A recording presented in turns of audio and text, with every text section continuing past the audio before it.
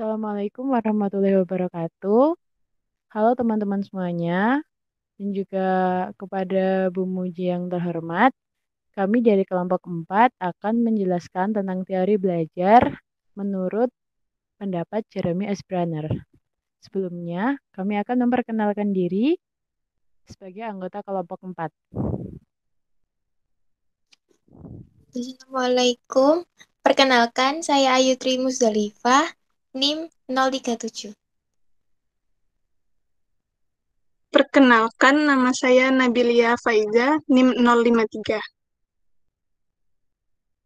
Perkenalkan, saya Dewi Fortuna Edilia, NIM 060. Perkenalkan, nama saya Ibrahim Umar, NIM 085.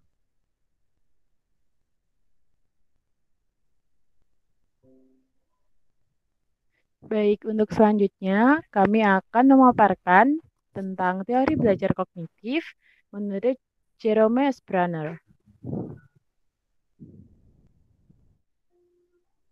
Ya, ini Bapak yang ada di screen ini merupakan Pak Brunner. Pak Brunner memiliki nama lengkap Jerome Seymour Brunner, lahir pada tanggal 1 Oktober 1915 di New York City. Ia merupakan seseorang yang memelopori aliran psikologi kognitif yang memberikan dorongan agar pendidikan memberikan perhatian pada pentingnya pengembangan berpikir dengan cara mementingkan partisipasi aktif individu dan mengenal adanya perbedaan. Nah, teori yang dicetuskan Pak Brunner ini berisi menekankan pada cara individu mengorganisasikan apa yang telah dialami dan dipelajari sehingga individu mampu mengembangkan konsep, teori, dan prinsip melalui contoh-contoh yang pernah ditemukan. Next. Ya, ini peta konsep yang kami buat. Kali ini kami akan membahas prinsip atau fase belajar, lalu proses pembelajaran, faktor transformasi pengetahuan, dan implikasi dalam pembelajaran menurut teori menurut teori belajar Jerome S. Brunner. Next. Yang pertama ada fase belajar. Menurut Brunner, fase belajar dibagi menjadi 3, yaitu fase praoperasional, fase operasi konkret, dan fase operasi formal. Fase praoperasional biasanya dialami oleh anak usia 5-6 tahun, di mana tahap ini dikatakan sebagai tahap enaktif, yaitu tahap di mana seseorang melakukan aktivitas sebagai upaya memahami lingkungan sekitar dengan menggunakan pengetahuan motorik, seperti sentuhan, gigitan, pegangan, dan sebagainya. Next. Yang kedua ada fase operasi konkret.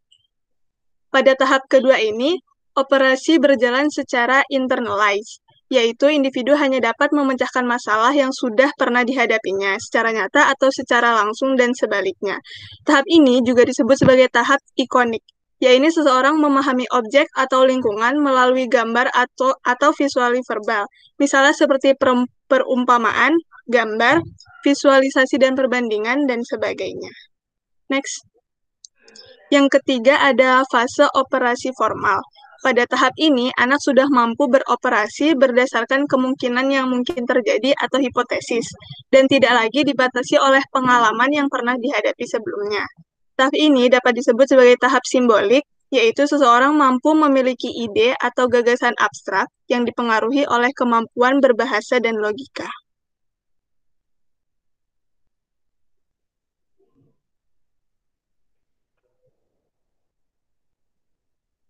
Baik, untuk tahap-tahap proses pembelajaran akan disampaikan oleh Saudara Ibrahim.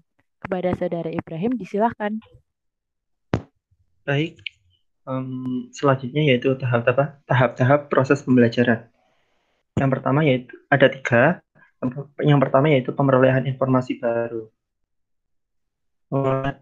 Pemerolehan informasi baru ini yaitu pada tahap ini siswa melakukan kegiatan seperti membaca tentang pengetahuan yang belum pernah dipelajari, mendengarkan materi dari guru, atau berupaya untuk melakukan pengamatan terkait kondisi lingkungan sekitar. Dengan demikian akan ditemukan informasi baru untuk dirinya. Dan selanjutnya, mentransformasikan materi yang diterima. Pada tahap ini, siswa akan berupaya untuk memahami, mencerna, dan menganalisis informasi yang dia peroleh untuk ditransformasi dalam bentuk baru. Dan yang ketiga, menguji relevansi dan ketepatan ilmu. yaitu siswa menguji apakah informasi baru yang ia terima dan hasil transformasi dalam bentuk baru relevan atau tidak. Dan selanjutnya, faktor transformasi pengetahuan. Yang pertama, struktur pengetahuan. Struktur pengetahuan berisi tentang konsep-konsep dasar serta hubungan antar konsep. Tujuannya memudahkan untuk mensinergikan fakta-fakta yang ada meskipun tampak tidak berhubungan dengan informasi baru yang mereka dapatkan.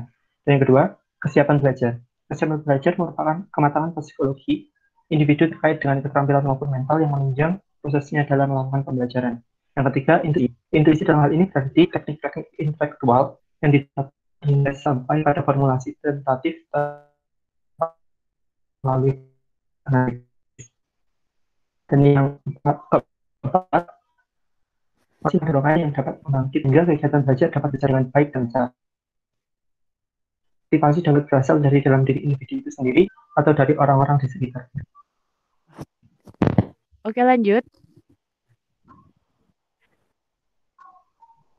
Nah, untuk implikasi pembelajaran akan disampaikan oleh Saudari Ayu Tri Musdalifah. Kepadanya disilahkan.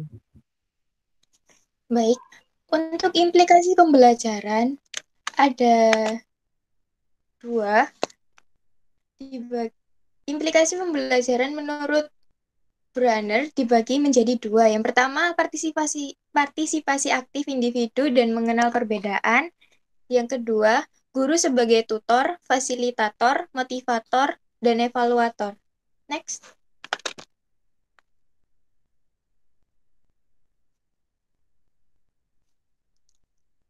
Baik. Yang pertama, partisipasi individu dan mengenal perbedaan. Dalam kegiatan pembelajaran, individu berperan aktif dalam bereksplorasi terkait pengetahuan yang diperoleh, bersikap kritis, dan mampu mengorganisasikan apa yang telah ia pelajari. Sehingga individu mampu menemukan dan mengembangkan konsep serta prinsip-prinsip melalui contoh yang ia temukan dalam kehidupannya. Lalu selanjutnya ada peran guru sebagai tutor, fasilitator, motivator, dan evaluator. Hal ini dijelaskan oleh Brunner dengan beberapa poin berikut. Yang pertama,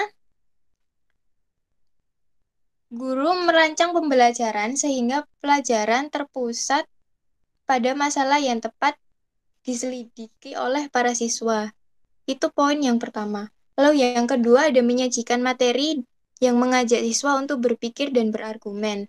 Nah, hal ini akan merangsang siswa untuk menyelidiki, menyusun hipotesis, dan menemukan konsep-konsep baru. Kemudian, memerhatikan cara penyajian enaktif, ikonik, dan simbolik. Kesimpulannya adalah, hal ini berhubungan dengan strategi yang digunakan guru dan yang sesuai untuk meningkatkan kemampuan kognitif siswa. Lalu ada sebagai pembimbing dengan memberikan saran dan umpan balik. Hal ini jika terjadi dalam laboratorium. Jadi seorang guru tidak boleh secara langsung memberikan konsep-konsep dan prinsip-prinsip yang akan dipelajari, tapi lebih ke secara umum sehingga siswa itu mempelajari dengan sendirinya. Nah, untuk umpan balik sebaiknya diberikan dengan cara sedemikian rupa sehingga siswa tidak tergantung pada pertolongan guru. Akhirnya, siswa harus melakukan sendiri fungsi pembimbing tersebut. Kemudian ada yang penilaian hasil belajar. Penilaian hasil belajar ini dapat berupa tes objektif, tes esai, atau penilaian autentik dan penilaian performance seperti mempresentasikan sesuatu atau menyajikan sesuatu dan menjelaskannya di depan kelas. Next.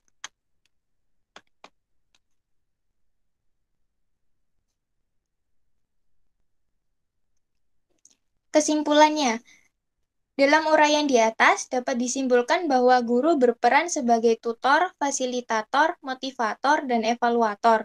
Guru hendaknya mengarahkan pembelajaran pada pemecahan masalah. Teori Brunner lebih menekankan pada keaktifan siswa dan memberikan siswa kesempatan untuk menemukan konsep, teori maupun aturan yang seringkali dijumpai dalam kehidupannya.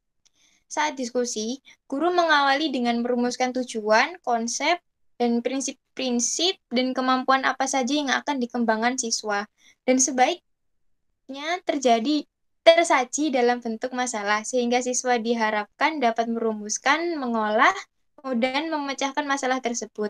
Hal ini bertujuan agar siswa menemukan sendiri konsep atau prinsip yang sesuai dengan perencanaan guru. Terima kasih.